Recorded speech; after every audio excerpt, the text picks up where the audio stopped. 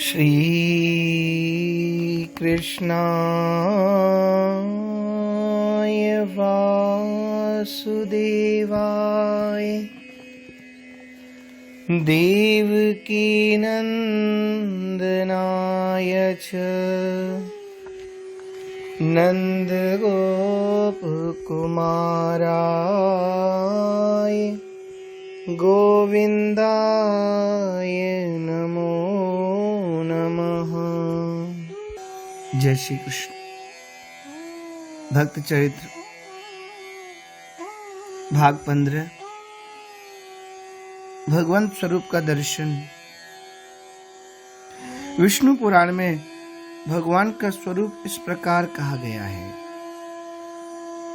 यत दव्यक्तमजरमचिन्त्यमजमव्ययम् अनिर्देश्यम रूपम च पाणिपादाद्य संयुतम विभु सर्वगतम नित्यं भूतयोनिर्कारणं व्याप्त व्याप्तं यतः सर्वयद्भि पश्यन्ति सूरयः तद् ब्रह्म तत्परं धामं तद्धेयं मोक्षकाङ्क्षिभिः श्रुतिवाक्योदितं सूक्ष्मं तद्विष्णो परमं पदम् तदैव भगवद्वाच्यं स्वरूपं परमात्मनः वाचको भगवच्छब्दस्तस्याद्यास्याक्षयात्मनः वाचको भगवच्छब्दस्तस्याद्यस्याक्षयात्मनः। अव्यक्त, अजर, अचिंत्य, अज, अव्यव, अनिर्देश, अरूप, देव मनुष्यादि रूप रहित, मायक हस्त पादादि रहित, विभु नियंता, व्यापक, नित्य, सर्वभूत की जिनसे उत्पत्ति हुई है, स्वयं अकारण व्याप्त में जो व्याप्त है, जिनका बुद्धिमान लोग ध्यान करते हैं, वह ब्रह्म, वह परम धाम, मुमुक्ष का ध्येय, श्रुति ने जिसका वर्णन किया है। सूक्ष्म और विष्णु का परम पद, यह परमात्मा का स्वरूप भगवत शब्द से वाच्य है और उस अनादि अक्षय आत्मा का भगवत शब्द वाचक है। यह स्वरूप बताकर उसकी व्याख्या की गई है। भगवत के भ, ग, व अक्षरों के सांकेतिक अर्थ इस प्रकार है। भ, संभरता, प्रकृति को कार्य योग बनाने वाला। भरता, स्वामी या पोषक। ग, नेता यानी रक्षक। गमेता, संघर्ता और सृष्टा। व, जो सब में वास करता है, जिसमें सब भूत वास करते हैं। संभर्तेर्ति भर्ता भकारोऽर्थद्वयान्वितः नेता गमिता सृष्टा गकारार्थस्तथा मुने वसन्ति तत्र भूतानि भूतात्मन्याखिलात्मनि सच भूतेषु शेषेषु वकारार्थस्ततो व्ययः। उपर्युक्त गुणों के संपन्न होने से भगवान नाम है। इस व्याख्या से यह सिद्ध किया गया कि संसार का उपादान कारण, निमित्त कारण तथा उत्पत्ति स्थित लय के करने वाले और अंतर्यामी यह सब भगवान है। भगवान, भग अस्याति इति भगवान। सम्यक ऐश्वर्य, सम्यक वीर, सम्यक यश, सम्यक श्री, सम्यक वैराग्य, ये 6 मिलाकर भग कहलाते हैं। ऐश्वर्य आदि संपूर्ण रूपेण जिनके पास हो, इन्हें भगवान कहते हैं। ऐश्वर्यस्य समग्रस्य धर्मस्य यशसः श्रियः ज्ञान वैराग्ययोश्चैव क्षणं भग इति रणा ज्ञान वैराग्ययोश्चैव क्षणं भग इति रणा।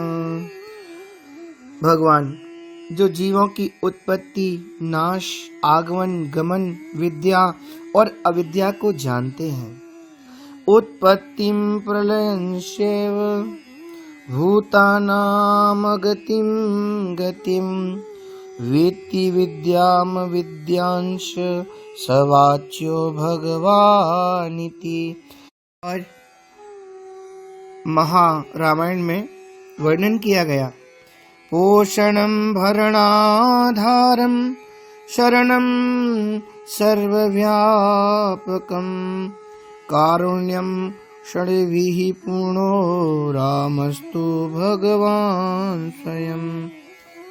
अर्थात भरण पोषण करने वाले, शरणागत को शरण देने वाला, सर्वव्यापक और करुणा पूर्ण, इन छहों से पूर्ण भगवान श्री राम है। सर्वहेय प्रयत्निक कल्याण गुणवत्तया पूज्यात् पूज्यतमो योऽसौ भगवानिति शब्दते। अर्थात त्याज्य मायिक गुण दोषों के विरोधी, कल्याण गुणों से युक्त तथा संपूर्ण पूज्यों से भी पूज्यतम होने से भगवान नाम है। श्री रघुवीर की यह बानी नीचहु सो करत नेह सुप्रीत मन अनुमानी परम अधम निषाद पावर कौन ताकी कानी लियो सो उरलाए सुत जो प्रेम की पहचानी। इस स्वभाव है गीत कौन दयालु विद जो रक्षो सिंहासानी। जनक ज्यों रघुनाथ तक दियो जल निज पानी प्रकृति मलिन को जाति शबरी सकल अवगुण खानी खात ताके दिए फल अति रुचि बखानी बखानी। ठाकुर जाति नहीं देखते, भाव देखते हैं। रजनीचर अरु रिपु विभीषण शरण आयो जान भरत ज्यों उठ ताई भेटत देह दशा भुलान। कौन सुभग सुशील वानर जिन्हें सुमरत हानि किए ते सब सखा पूजे भवन अपने दान। राम सहज कृपालु कोमल दीन हित दिन दान बजई ऐसे प्रभु ही तुलसी कुटिल कपट न ठान।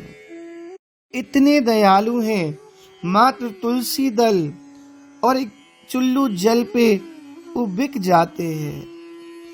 तुलसी दल मात्रेण जलस्य चुल्लुकेन वा विक्रीणीते स्वमात्मानं भक्तेभ्यो भक्तवत्सलः। बस एक चुल्लू जल तथा दल एक तुलसी प्रीत सो ज्यों ही समर्पे हाथ जाके जात बिक परतीत सो। ठाकुर बिक जाते हैं। ऐसे हरि करत दास पर प्रीत निज प्रभुता विसार जन के बस होत सदा यह रीत। जेई बांधे सुर असुर नाग नर प्रबल करम की डोर सोई अब छिन्न ब्रह्म जसमति हटी बांध्यो सकत न छोर। जाकी माया वश विरंच शिव नाचत पार न पायो करतल ताल बजाए ग्वाल जो तिन सोई नाच नचायो। विश्वंभर श्रीपति त्रिभुवनपति वेद विदित यह लीक बलिसों कछु न चली प्रभुता बर होए द्विज मांगी भीख।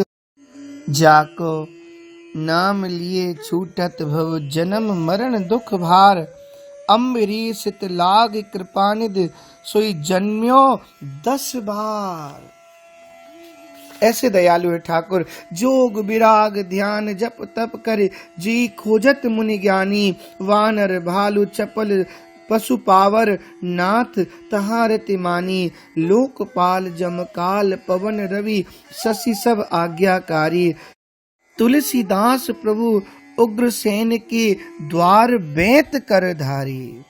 ऐसे परम प्रभु उग्रसेन जी के द्वारे पर महाराज छड़ीदार बन करके खड़े हैं, बेत लेकर के खड़े हो गए। सारथ्य पार्षद सेवन सख्य दौत्य, वीरासनानुगमन स्तवन प्रणामान। स्निग्धेषु पाण्डुषु जगत् प्रणामि च विष्णु, भक्तिं करोति नृपतिश्चरणारविन्दे। भक्तिं करोति नृपतिश्चरणारविन्दे। भगवान श्री कृष्ण ने प्रेम परवश होकर पांडवों के सारथी का काम किया। पांडवों के गोविंद सारथी बन गए, उनके सभासद बने, यहाँ तक कि उनके मन के अनुसार काम करने की सेवा भी की। उनके सखा तो थे ही, दूत भी बने। वे रात को शस्त्र ग्रहण करके वीरासन से बैठ जाते और मेरे ठाकुर शिविर का पहरा भी देते। उनके पीछे पीछे चलते, स्तुति करते तथा प्रणाम करते। इतना ही नहीं, अपने प्रेमी पांडवों के चरणों में उन्होंने सारे जगत को झुका दिया। जब परीक्षित जी यह प्रसंग सुनते तो उनकी भक्ति भगवान श्री कृष्ण के चरण कमलों में और भी दृढ़ हो जाती, और भी बढ़ जाती। हम भक्तन के भक्त हमारी, सुन अर्जुन प्रतिज्ञा मेरी, यह व्रत टरत न टारे। जो मम भक्त सो बैर करत है, सो निज बैरी मेरो। देख विचार भक्त हित कारण, हाकत हो रथ तेरो। जीते जीत भक्त अपने की, हारे हारि विचारों। सूरदास सुन भक्त विरोधी, चक्र सुदर्शन जारो। ऐसे ठाकुर गुरु वह है जो शिष्य के मोहरूपी अंधकार को दूर करे। गु शब्द स्तंधकारोस्ति, रु शब्द स्तन निरोधक, अंधकार निरोधित्वाद गुरुरित्याभिधीयते। गुरुरित्याभिधीयते। सर्वेषामेव लोकानां यथा सूर्य प्रकाशकः, गुरु प्रकाशक तद्दीक्षाणां बुद्धि दानतः। पद्म पुराण का वर्णन है, जैसे संपूर्ण लोकों को सूर्य प्रकाशित करते हैं, उसी प्रकार गुरु शिष्य को उत्तम बुद्धि देकर उसके अंतर जगत को प्रकाशित कर देते हैं। महामोतम पुंज जासु वचन रवि कर्ण कर। गुरु वही जो संत सेवावे, गुरु वही जो विपिन बसावे, गुरु वही जो हरि ही मिलावे, इन करनी बिन गुरु न कहावे। शास्त्रों में गुरु को साक्षात परब्रह्म कहा गया है। तो भगवत प्राप्ति में गुरु का बड़ा भारी सहयोग होता है। और सच्ची बात है, गुरु कृपा बिना मिलना गोविंद असंभव बात। इसलिए तो प्रार्थना भी की जाती है, गुरु ब्रह्मा गुरु विष्णु गुरु देवो महेश्वर, गुरु साक्षात परब्रह्म तस्मै श्री गुरुवे नमः। भगवान ने श्रीमुख से कहा है, आचार्य मां विजानीयान्ना वमन्येत कर्हिचित्, न मध्य बुद्धया सूयेत्, सर्वदेव मयो गुरुः, सर्वदेव मयो गुरुः। आचार्य को मेरा स्वरूप जानना चाहिए, उनका कभी गलती से भूल से अपमान नहीं करना चाहिए और न मनुष्य मानकर उनकी निंदा करनी चाहिए, क्योंकि गुरु सर्वदेव में है। ठाकुर की प्राप्ति गुरुदेव के द्वारा। गुरु बिन भव निधि तरे न कोई, जो विरंच शंकर सम होई। निष्प्रेही गुरु भजन परायण, सो शिष्य पार उतारे, ज्यो नारद ऋषि व्यासु बारे, बूढ़त भव जलधारे। तस्माद् गुरुं प्रपद्येत, जिज्ञासु श्रेय उत्तमं, शाब्दे परे च निष्णातं, ब्रह्मण्योपशमाश्रयम्। जिसको अपने परम कल्याण को जानने की इच्छा हो, उसको वेद ज्ञाता और ब्रह्मनिष्ठ एवं शांत गुरु की शरण होना चाहिए। तद्विज्ञानार्थं स गुरुमेवाभिगच्छेत् समित्पाणिः, श्रोत्रियं ब्रह्मनिष्ठम्।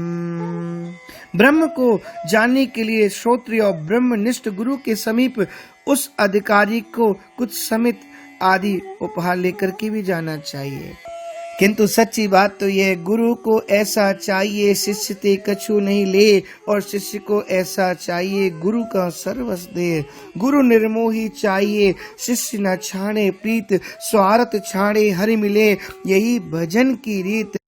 गुरु निर्मोही चाहिए, शिष्य न छाड़े नेह, दो ऐसे होए रहे, एक प्राण द्वे देह।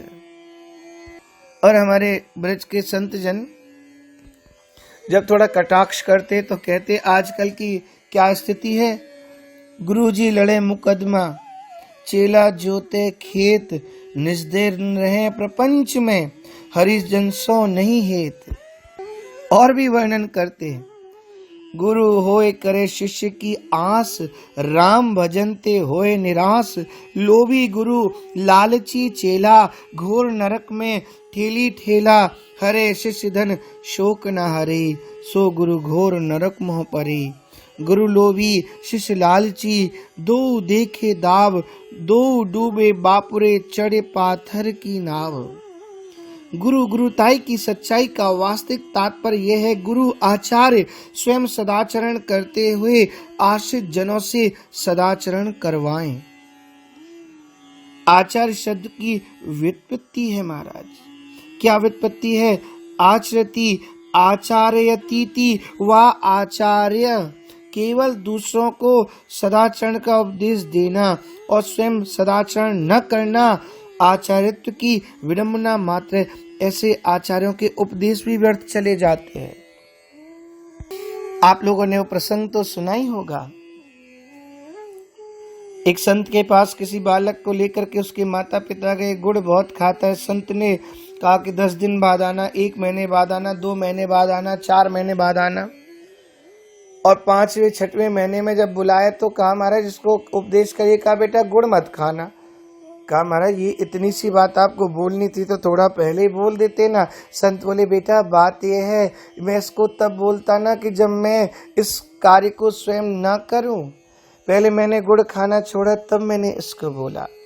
और कई गुरु तो बड़े विचित्र होते हैं, अपने शिष्यों को उपदेश देते हैं, उपदेश पालन में यदि थोड़ा सा भी कुछ गड़बड़ी हो जाए, त्रुटि हो जाए तो शिष्यों पर बहुत क्रोधित होते हैं। एक दिन एक शिष्य बिना तिलक लगाए भोजन करने बैठ गया। गुरुजी ने बड़ा फटकारा और भोजन ही नहीं दिया। और ऐसी गलती कई बार खुद कर जाएं तो उसे बड़े अच्छे ढंग से समझा देते हैं। संयोग की बात, दूसरे दिन जब गुरु शिष्य सभी भोजन करने बैठे तो शिष्य सब बड़ी सावधानी से, बहुत सावधानी से तिलक लगा के बैठे, परंतु आज गुरुजी बिना तिलक के ही बैठ गए। डरते डरते एक शिष्य ने इस बात को कहा, गुरुजी आज आपने तिलक नहीं लगाया। अब कहा इस बात को कैसे संभालें? तो बड़े जोर से क्रोधित होके बोले, तुम्हें क्या पता हम कौन से ख्याल में खेल रहे, क्या हमारा अनुभव चल रहा है, क्या हम सोच रहे, हमारे ख्याल में हमको रहने दो। उस दिन से अब गुरुजी को कुछ भी करे, जैसे भी करे, हमारे शिष्य नहीं बोलते। एक दिन गुरुजी कहीं जा रहे थे सेवकों के यहाँ, उन्होंने एक शिष्य से कहा, एक काम करो, जरा घोड़ी की ना जीन कस दो। अब भोला भाला शिष्य था, और जीन कुछ घोड़े की ढीली रह गई। गुरुजी ने भी ध्यान नहीं दिया, घोड़ी पर चढ़कर चल तो दिए। कुछ दूर जाने पर जीन ढीली होने के कारण से गुरुजी एक को लटकने लगे और शिष्य को पुकारा, अरे मैं गिर रहा हूँ, मुझे संभालो। परंतु शिष्य यह कहते बोले, ओहो गुरुजी न जाने कौन से ख्याल में खेल रहे हैं, और सब दूर हट जाते। अच्छा परिणाम, गुरुजी खिसकते खिसकते उल्टे झूल गए। कुछ राहगीर जा रहे थे और राहगीर जैसे बचाने के लिए दौड़े, शिष्यों ने प्रार्थना की, ना ना ना, आप ऐसी गलती मत करना, तुम्हें धर्म की सौगंध है। अरे हमारे गुरु को छूना नहीं, आप लोगों को क्या पता हमारे गुरुजी कौन से ख्याल में खेल रहे हैं। उन पथिकों ने भी शिष्यों की बातों पर ध्यान दे करके गुरुजी को पर नहीं संभाला, जैसे तैसे करके गुरुजी के प्राण बचे। तो कई बार ऐसी विचित्र स्थिति भी हो जाती है, पर सच्ची बात है भगवत प्राप्ति में और भगवान के स्वरूप को जानने में सद्गुरुदेव का बहुत बड़ा भारी हाथ होता है। ऐसी गुरु की महिमा, इसके आगे का प्रसंग हम लोग अगले भाग में श्रवण करेंगे। जय श्री कृष्ण।